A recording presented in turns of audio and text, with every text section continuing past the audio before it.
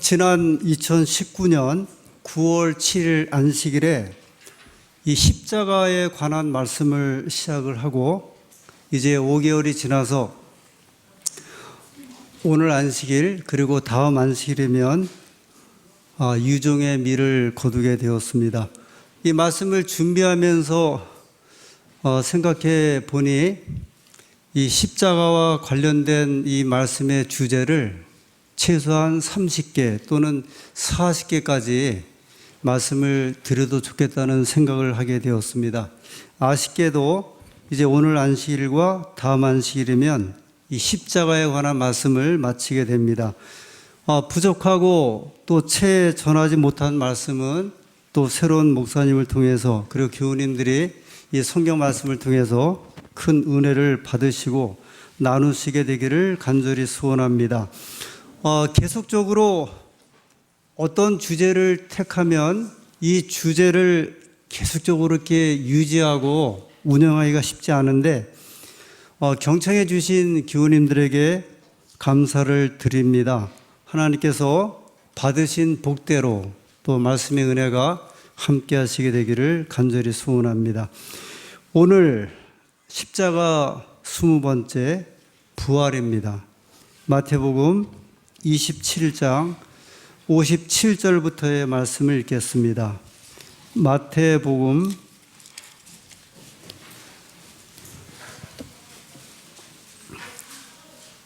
27장 57절부터 61절까지 말씀을 먼저 읽겠습니다. 저물었을 때에 아리마대의 부자 요셉이라는 사람이 왔으니 그도 예수의 제자라.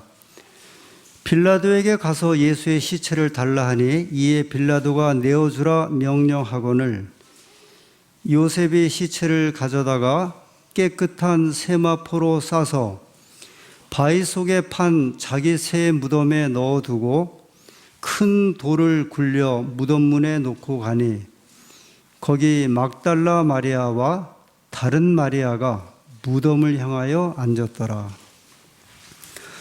마침내 예수님께서 운명하셨습니다. 수치와 고통의 긴 날은 끝났습니다. 지는 태양의 광선이 안식일에 가까움을 고할 무렵 하나님의 아들은 고요히 요셉의 무덤에 누우셨습니다. 자기의 사업을 마치시고 당신의 손을 평안히 접으신 채 그분은 안식일의 거룩한 시간 동안 편히 쉬었습니다. 장례식의 상주는 아리마대 요셉이었는데 자신의 무덤을 제공했습니다. 제2의 상주는 밤에 예수님을 찾아왔던 니고데모였는데 그는 향품을 준비했습니다. 그리고 막달라 마리아와 몇몇의 여인들이 따라왔습니다. 시대소망 3권에 이렇게 또 이 장면을 화이 선자는 말씀하셨습니다.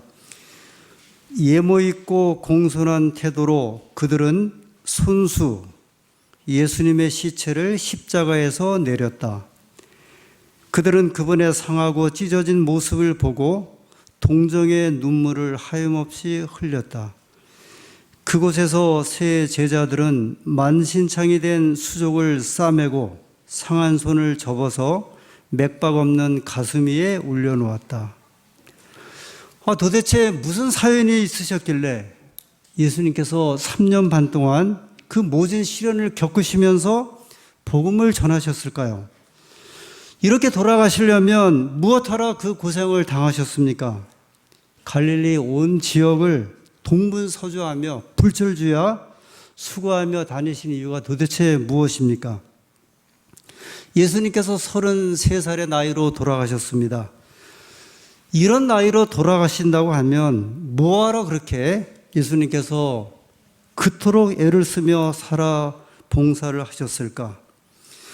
예수님을 환영하던 갈릴리에서 평생 무병장수하시면서 사람을 살리고 병자를 고치시면 되는데 무엇하러 예루살렘까지 가셔서 십자가에 달리시게 되셨을까?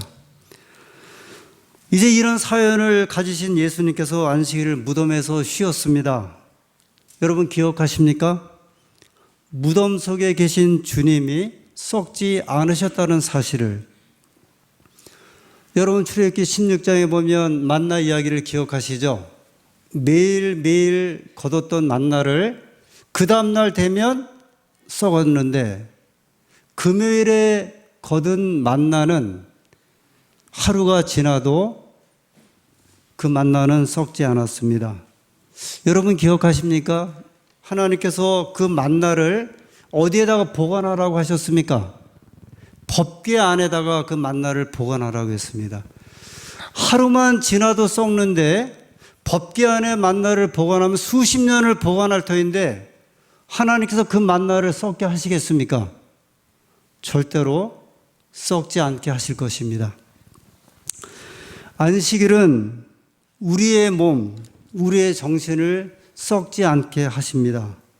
안식일의 쉼은 우리의 지구, 우리의 생태계를 썩지 않게 하시는 하나님의 특별한 사연이 있음을 꼭 기억해 주시기 바랍니다. 그런데 흥미로운 사실이 있습니다. 예수님께서 왜 사흘 후에 부활하셨을까? 굳이 3일이나 지나서 금요일 오후에 돌아가셨으면 그날 저녁에라도 예수님은 부활하실 수 있었습니다. 안식일 회복의 의미가 예수님의 사역을 통하여 깊게 나타나고 있습니다. 예수님은 안식일 24시간을 전부를 지켜주셨습니다. 사랑하는 주의 백성들에게 꼭 부탁을 드립니다. 한순간이 아니고 예수님께서는 24시간 전부를 무덤에서 쉬었습니다. 예수님은 무덤에서 편히 계셨지만 유대 지도자들은 불안했습니다. 마태복음 27장 62절부터의 말씀을 계속 읽겠습니다. 27장 62절. 그 이튿날 준비일 다음 날이라 대제사장들과 바리새인들이 함께 빌라도에게 모여 이르되, 원래 대제사장과 유대 지도자들은 안식일에 회합을 갖지 않습니다. 안식일에 회의를 하거나 어떤 사안을 의논하지 않는데, 그 예수님께서 안식일에 병자를 고칠 때 얼마나 미워했어요. 그런데 그런 그들이 예수님이 무덤에 계시니까 안식일 날 빌라도를 찾아갑니다. 얼마나 예수님이 부활하시는 게 겁이 났으면, 예수님은 정작 돌아가신 예수님은 무덤에 계시는데 예수님을 십자가에 못 박는 일에 조력했던 이 대제사장들과 바리새인들은 안식일 아침에 빌라도에게 갑니다. 63절입니다. 주여, 저 속이던 자가 살았을 때에 말하되 내가 사흘 후에 다시 살아나리라 한 것을 우리가 기억하노니. 믿음이 대단했죠. 그죠? 대제사장들이 예수님께서 3일 후에 살아날 것을 믿었어요. 희한하지 않습니까? 십자가의 공로나 구속의 의미는 전혀 믿지 않았지만 그분이 하나님께서 보내신 메시아임을 저는 믿지는 않았는데 무엇은 믿었냐면 3일 뒤에 살아나겠다는 것을 믿었어요. 이것은 역설입니다. 64절. 그러므로 명령하여 그 무덤을 사흘까지 굳게 지키게 하소서. 그의 제자들이 와서 시체를 도둑질하여 가고 백성에게 말하되 그가 죽은 자 가운데서 살아났다 하면 후의 속임이 전보다 더 클까 하나이다 하니, 빌라도가 이르되 너에게 경비병이 있으니 가서 힘대로 굳게 지키라 하거늘 저희가 경비병과 함께 가서 돌을 인봉하고 무덤을 굳게 지키니라.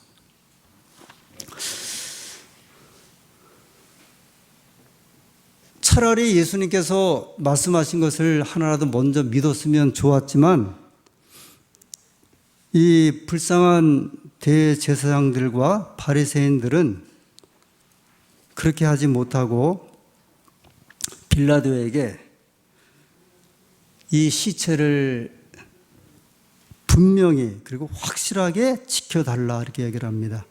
이 성경에는 소개되지 않았지만 시대 소망에는 빌라도가 하도 그들이 겁을 내길래 군사 100명을 보내줬다 그랬습니다. 그래서 지금 예수님이 쉬고 계시는 무덤에 로마 군병 100명이 지키고 있고, 그 다음에 이 돌이, 이 무덤이 이렇게 우리가 말하는 재림묘지의 땅에 이렇게 묻는 그 무덤이 아니라 이 돌을 파갖고 안으로 들어가는 무덤이에요. 이 고대 무덤들이 그렇죠. 안으로 들어가서 이제 가족 무덤이기 때문에 뭐 할아버지 그 땅을 이렇게 돌을 파서 그쪽에 두고 그 옆에 아버지 이렇게 이런 식으로 가족 무덤입니다. 그런데 이 무덤을 사이에 두고 타락한 천사들과 하늘의 군대가 그날 밤에 대치하고 있었습니다. 시대의 소망이 이 장면을 정말 기가 막히게 묘사했는데, 예수님이 이렇게 무덤에 계신 그 무덤에 두 천사의 무리가 서로 대치하고 있었다고 이야기를 합니다. 한쪽은 사탄과 함께하는 악한 천사들의 그 무리였고요. 한쪽은 가브리엘 천사가 인도하는 하나님의 선한 천사들이 그 무덤을 둘러싸고 있었습니다. 그래서 이제 이렇게 이야기를 합니다. 이 타락한 천사들에 대해서 눈에 보이지 않는 감시자들도 그곳에 있었다. 악한 천사들의 무리가 그 주위에 모여 있었다. 만일 저들이 할 수만 있었다면 흑암의 왕과 반역한 천사들은 하나님의 아들이 갇혀있는 무덤을 영원히 임봉한 채로 보존했을 것이다. 아예 그냥 문이 안 열리도록, 그래서 그 자리를 지키고 있었고요. 하늘의 군사들입니다. 타락한 천사들이 하나님의 아들이 갇혀있는 무덤의 주위에 모여 있을 때 하늘 군대는 무덤을 둘러쌌으며 탁월한 힘을 가진 천사들이 그 무덤을 지키고 있었다. 여러분, 이 이야기가 예사가 아니죠. 그 기억하세요? 모세가 죽었을 때 유다서에 보면 모세의 시체를 가지고 예수님하고 천사장 미가엘과 사탄이 싸운 얘기가 나오잖아요. 모세가 죽었지만 사탄은 그 시체를 가져다가 백성들의 우상을 삼으려고 했고, 하나님께서는 그걸 아시고 모세를 어떻게 하셨어요? 하나님께서 살려서 하늘로 데리고 올라가지 않았습니까? 그것이 나중에 변화산에서 죽은 의인을 대표하는 사람으로 모세, 살아서 승천한 의인을 대표하는 사람으로 엘리야가 내려오지 않았습니까? 근데 여러분, 이 시신을 가지고, 시체를 가지고 사실 많이 싸워요. 우리가 장례식을 해보면 어떤 분은 평생 이제 하나님을 믿었는데 믿지 않는 가족들이 다 이제 유교식으로 하겠다, 아니면 사회식으로 하겠다 그래서 이 시체를 가지고 씨름하는 경우들이 왕왕 있습니다. 그런가 하면 하나님의 백성들이 임종하시기 전에 이 사탄의 유혹을 받는 일이 종종 있습니다. 김근준 목사님이 호스피스의 실제라고 하는 한 책을 쓰셨습니다. 이 호스피스는 이제 임종 환자들을 이렇게 돌보고 그분들을 잘 마지막을 갈 수 있도록 하는 일인데, 이 목사님이 위생병원 원목실에서 이제 호스피스 일을 하실 때 있었던 이야기입니다. 어느 집사님이 방광암이라는 진단을 받았습니다. 오른쪽 신장은 다 상했고 왼쪽 신장도 3분의 2가 다 상했고, 방광을 의사들이 이제 열어보니까 암으로 다 차 있었습니다. 의사가 이렇게 이야기를 합니다. 가족들에게 3개월을 넘기기 어려우니 잘 준비하도록 하십시오. 이 소식을 집사님도 알게 되었고 모든 것을 하나님께 맡기기로 했습니다. 날이 지나면서 병세가 악화되기 시작을 합니다. 그러는 동안에 연말이 다가와서 교회에서 연말 기도주일을 하게 되었습니다. 기도주일 동안에 집사님 누워 계셨고 가족들은 이제 교회를 다니시면서 그날 목사님이 이제 무슨 말씀을 해주셨는지, 그래서 이 집사님이 그 말씀을 듣고 은혜를 받았습니다. 감동을 받았어요. 목사님이 이렇게 이야기를 했습니다. 여러분, 연말 기도주일이 왜 있는 줄 아십니까? 하나님께서 특별히 우리에게 은혜의 기간을 주셔서 우리가 지난 시간 동안에 주를 하나님 앞에 고백하게 하고 다 용서하고 구해주는 도말의 시간입니다. 그래서 그 이야기를 가족들이 교회 갔다 오면 이제 이 집사님하고 남편하고 또 자녀들이 이야기를 했습니다. 어느 날 이 집사님이 침상에 누워서 이번 기도주일이 내게 마지막 기도주일이 되겠다. 이번 기회에 지나온 생애를 다 정리해야겠다고 생각을 했습니다. 그래서 그 기도줄이 맞춰진 안식일 저녁에 가족들을 불러서 이야기를 하기 시작을 합니다. 여보, 그리고 애들아, 내가 그동안 여러분들이 알게 모르게 실수하고 또 여러분들을 또 괴롭히기도 했고 이런 것들을 이제 다 기억을 하게 되었는데 내가 이번 기도주일 동안에 하나님께 다 용서를 빌었다. 그리고 혹시 여보 당신도 그리고 애들아 너희들도 내가 잘못한 것이 있으면 다 용서해 달라고 이야기를 했습니다. 그날 밤에 아주 깊도록 가족들과 이야기를 하면서 이 집사님은 눈물을 흘리면서 용서를 빌었습니다. 가족들도 이야기를 했습니다. 어머니가 잘못하신 것은 우리가 잘못해서 어머니를 잘못하게 했으니 우리의 잘못이 더 큽니다. 그러면서 서로 위로하고 또 서로 화해하면서 이전에 이 가족들이 전혀 지켜보지 못했던 또 느껴보지 못했던 하나님이 허락하신 특별한 시간을 같이 지내게 되었습니다. 이제 여러 날 지났습니다. 교회 목사님이 병문안을 갔는데 집사님이 질문을 합니다. 목사님, 사람들이 죽는 것은 죄 때문에 죽는 것이지요. 죄의 값은 사망이라고 말씀하셨죠. 목사님이 그렇습니다 집사님. 사람이 다 죄 때문에 죽죠. 근데 목사님, 제가 병상에 있으면서 내 죄를 다 고백했는데 하나님이 내 죄를 용서하지 않으셨나 봐요. 내 병이 회복되지 않는 것을 보니 하나님이 내 죄를 용서하지 않는 것 같습니다. 성경 말씀이 믿어지질 않고 하나님이 정말 계세요? 아니 목사님이 이제 그 병상 머리맡에서 집사님 이야기를 듣는데 너무 당황이 돼갖고 하나님 이 일을 어떻게 하면 좋겠습니까?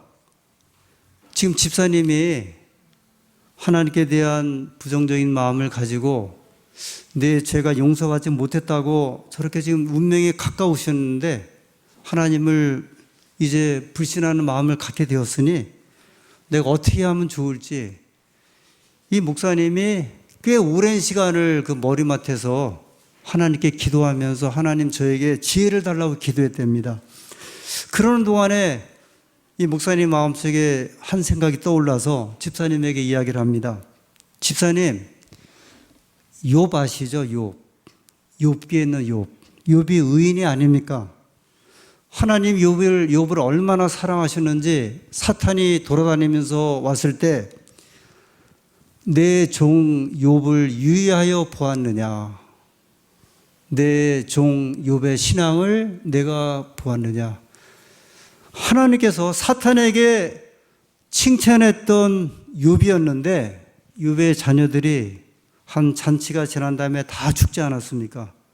욥도 고통을 받지 않았습니까? 그리고 욥도 그 의인 욥도 죽지 않았습니까? 집사님, 스데반을 기억하시죠? 하나님은 스데반을 사랑하셨습니다. 7 집사 가운데 한 분이었고 얼마나 하나님께 헌신했습니까? 그러나 그 스데반도 돌에 막자 순교하지 않았습니까? 예수님 아시죠? 예수님은 죄가 없으신 분 아닙니까? 그분이 이 땅에 오신 것은 우리 죄를 위해서 오셨고 우리를 위해서 돌아가시게 되셨는데 예수님께서 하나님의 아들이라 할지라도 하나님께서 예수님의 죽음을 허락하지 않으셨습니까? 이렇게 이제 목사님이 말씀을 막 이어가는데 갑자기 집사님이 이 소리를 듣더니 큰 소리로 이렇게 이야기를 했다고 합니다. 사탄아 물러가라 그러셨대요. 이 집사님이요. 그러면서 갑자기 또 두 손을 막 이렇게 들더니 하나님 나를 좀 도와주십시오. 이 순간에 목사님이 느끼신 것이 뭐냐면 이 집사님 마음을 사로잡으려고 사탄의 영과 하나님의 영이 함께한다는 사실을 느낀 거예요. 평생을 신앙하시던 분인데 마지막 임종의 순간까지도 누가 그의 마음을 사로잡으려고요? 사탄이 사로잡으려고 계속 이렇게 갈등을 일으키는 모습을 보게 되었습니다. 집사님, 예수님을 믿으십니까?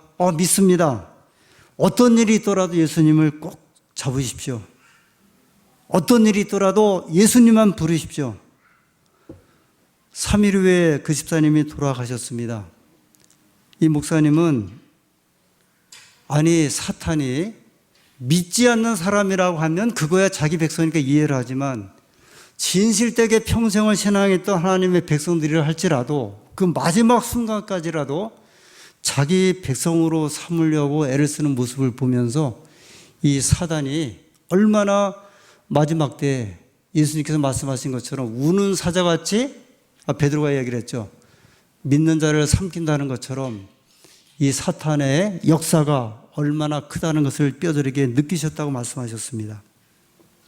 지금 예수님의 시체를 놓고 하늘의 두 무리가 이 무덤을 지키고 있습니다. 사탄이 주장하는 악한 무리, 그리고 가브리엘 천사가 인도하는 하나님의 무리들이 이 시신을 놓고 싸우고 있었습니다.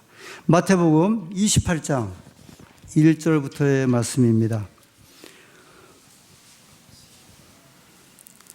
안식일이 다하여 가고 안식 후 첫날이 되려는 새벽에 막달라 마리아와 다른 마리아가 무덤을 보려고 왔더니 큰 지진이 나며 주의 천사가 하늘로부터 내려와 돌을 굴려내고 그 위에 앉았는데 그 형상이 번개 같고 그 옷은 눈같이 희건을.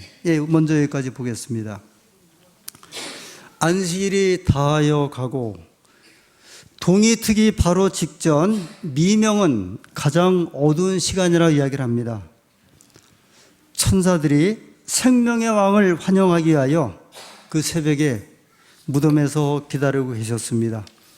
큰 지진이 났고 주의 천사가 하늘로부터 내려와 돌을 굴려냈다고 했습니다. 여러분, 이 천사가 어느 천사일까요? 예수님 부활의 아침에 그 돌을 굴려낸 천사요. 가브리엘 천사죠. 다니엘 8장에 다니엘한테 예수님에 관한 이상을 궁금해할 때에 그 이상을 깨닫게 하려고 내려온 천사가 누구였다고 그랬어요? 가브리엘 천사예요. 다니엘서 9장에 금식하면서 하나님께 기도하는 다니엘에게 70주야 이상, 이스라엘 백성들이 허락된 490년의 예언을 가리키고 예수님이 침례받으시고 십자가에 달려 돌아가시는 그 장면을 알려주시기 위해서 그때 내려온 천사가 누구였어요? 가브리엘 천사였습니다. 누가복음 1장에 예수님께서 마리아의 몸을 통해서 잉태하게 될 때 그 수태고지를 알려주게 위해 내려온 천사가 누구였습니까? 가브리엘 천사예요.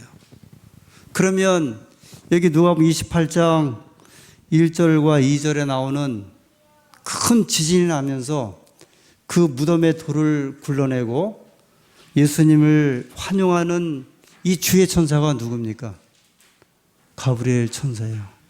아마 예수님의 수호 천사 같습니다. 천사장 가브리엘. 위기의 순간마다 도움이 필요할 때마다 하늘에서 번개같이 내려온 천사가 바로 가브리엘 천사였습니다.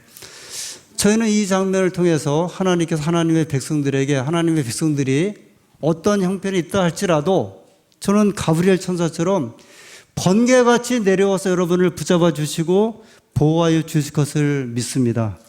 여러분도 그 믿음을 소유하시고 갖게 되시길 바랍니다. 죽음의 순간까지도 함께했던 주의 천사였고요. 마침내 이제 큰 지진이 나고 하늘 천사가 돌을 굴려냈습니다. 1897년에 화이트 부인은 이 장면을 이렇게 기록을 합니다. 하늘의 빛이 무덤을 둘렀고 온 하늘은 천사들의 영광으로 환히 밝았다. 그 다음에 천사들은 이렇게 이야기를 하였다. 당신의 아버지께서 당신을 부르십니다. 나오십시오. 이때 예수님께서 나는 부활이요 생명이라 이렇게 선언하시면서 그 무덤에서 나오셨습니다.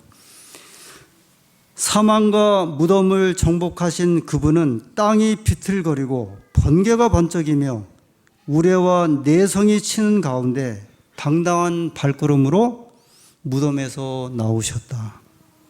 이때 하늘 천사들이 찬양을 합니다. 당신은 사단과 어둠의 권세를 정복하셨도다. 당신은 승리로 죽음을 삼키셨도다.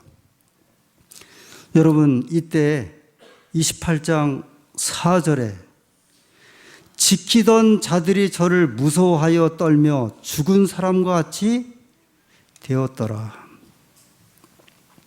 누구였습니까? 100여 명의 로마 군병들이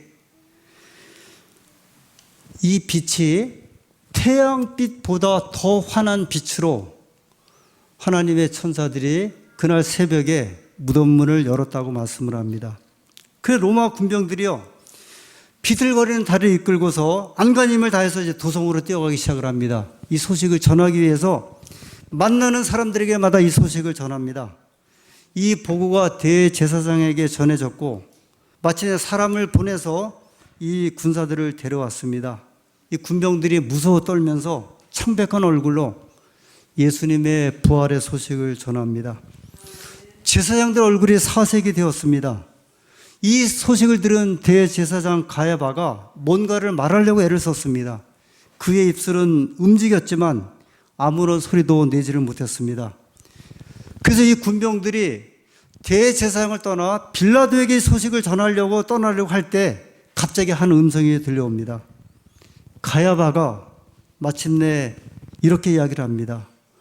기다려라. 기다려라. 너희가 본 것을 아무에게도 말하지 말라. 마태복음 28장 5절부터 있는 말씀을 또 보겠습니다. 천사가 여자들에게 일러 가로되 너희는 무서워 말라. 십자가에 못 박히신 예수를 너희가 찾는 줄을 내가 아노라. 그가 여기 계시지 않고 그의 말씀하신 대로 살아나셨느니라. 와서 그의 누우셨던 것을 보라. 그날 새벽 아침에 여인들이 왔고 제자들이 왔지만 그들은 이제 그 장면에 그들은 혼란에 빠지게 됩니다. 요한복음 20장 1절부터의 말씀입니다. 사복음서에는 이 장면을 여러 각도에서 말씀을 합니다. 요한복음 20장 1절부터의 말씀입니다. 안식 후 첫날 이른 아침 아직 어두울 때에 막달라 마리아가 무덤에서 와서 돌이 무덤에서 옮겨간 것을 보고 막달라 마리아가 제일 먼저 왔습니다. 시몬 베드로와 예수의 사랑하시던 그 다른 제자에게 달려가서 말하되, 시몬 베드로와 예수의 사랑하시던 다른 제자는 요한복음을 기록한 요한입니다. 그래서 이 막달라 마리아가 그 빈 무덤을 보고 누구한테 달려간 거예요? 베드로하고 요한에게 달려갑니다. 사람이 주를 무덤에서 가져다가 어디 두었는지 우리가 알지 못하겠다 하니 3절 보세요. 베드로와 그 다른 제자가 나가서 무덤으로 갈새. 두 사람이 이제 갑니다. 4절. 둘이 같이 다름질하더니 달려가요. 그 다른 제자가 누구예요? 요한이 베드로보다 더 빨리 달아나서 먼저 무덤에 이르러. 지금 두 사람이 막 무덤으로 뛰어가는데 누구하고 누구예요? 여러분 이 장면 보세요. 베드로하고 요한인데 요한이 젊어서 그래서 먼저 뛰어갔어요. 이제 무덤까지 갔습니다. 5절. 몸을 구부려서 세마포 놓인 것을 보았으나 들어가지는 아니하였더니 요한이 먼저 왔는데 무덤에 못 들어갔어요. 왜요? 무서워갖고 못 들어간 것 같아요. 무덤 입구에 있었습니다. 6절에 시몬 베드로도 따라와서 무덤에 들어가 보니 누가 이제 무덤으로 들어간 거예요? 역시 관록의 베드로, 그 성격 급한 베드로가 그대로 무덤으로 직행에 들어갔습니다. 무덤에 들어가 보니 세마포가 놓였고 또 머리를 쌌던 수건은 세마포와 함께 놓이지 않고 딴 곳에 객겨 있더라. 8절. 그때야 무덤에 먼저 왔던 그 다른 제자도 들어가 보고 믿더라. 9절. 저희는 성경에 그가 죽은 자 가운데서 다시 살아나야 하리라 하신 말씀을 아직 알지 못하더라. 여러분 이게 무슨 말씀인지 아세요? 대제사장들은 예수님이 3일 만에 부활할 걸 믿었어요. 원래 불신했던 사람들은 믿었는데 마태, 마가, 누가, 요한복음에 보면 여인들은 그날 아침에 뭘 가지고 갔냐면 향품 가지고 가갖고 예수님 몸에 부활하신 몸을 닦아주려고 간 게 아니라 금요일날 시간이 없어서 못 닦아드린 예수님의 몸을 닦아드리려고 간 거지 부활 때문에 간 게 아니었어요. 여기에 보면 12제자도 다 예수님의 부활을 못 믿은 거예요. 하나님께서 허둥대는 제자들과 백성들에게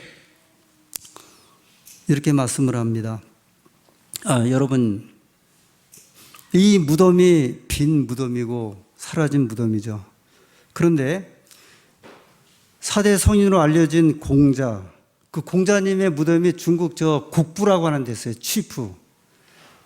크기가 안산만해요. 그 무덤과 정원과 그런 곳이. 거기 공자님 무덤이 있어요. 공자님은 죽어서 지금 어디 계세요? 무덤에 계십니다. 석가모니, 그 불교를 창시한 석가모니 무덤이 어디 있는지 아세요? 저 인도, 네팔 그 중간 지점에 그 국경지대에 있어요. 거기에 가면 46m의 화장탑이 하나 이렇게 세워져 있습니다. 석가모니는 죽어서 어디에 묻혔다? 그 사리가 아마 우리나라에 하나둘 와 있는 것 같아요.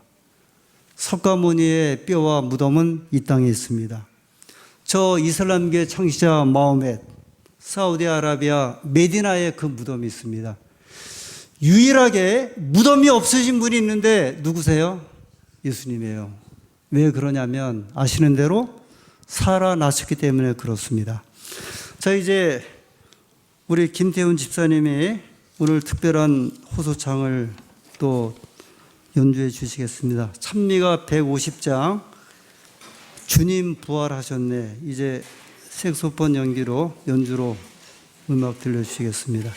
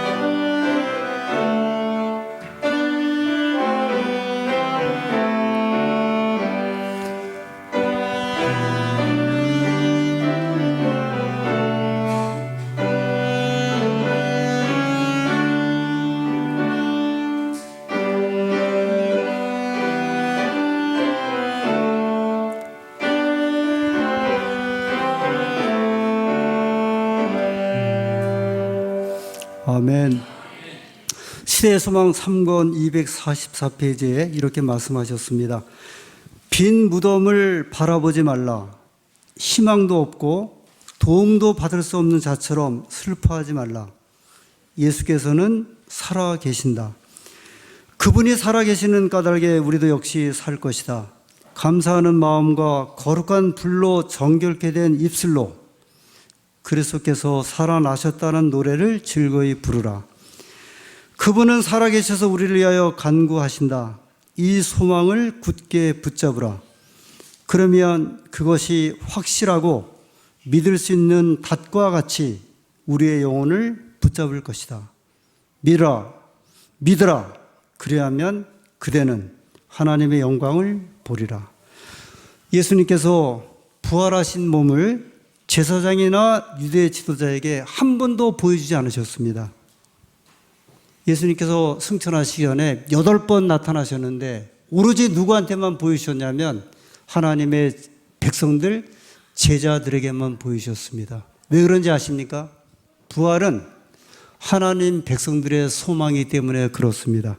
우리 사랑하는 안산교회 성도님들이 예수님의 부활에 힘입어 우리의 영혼과 우리의 몸이 늘 재생하고 회복되고 부활하는 신앙으로 사시게 되기를 간절히 소원하면서 말씀 마치겠습니다.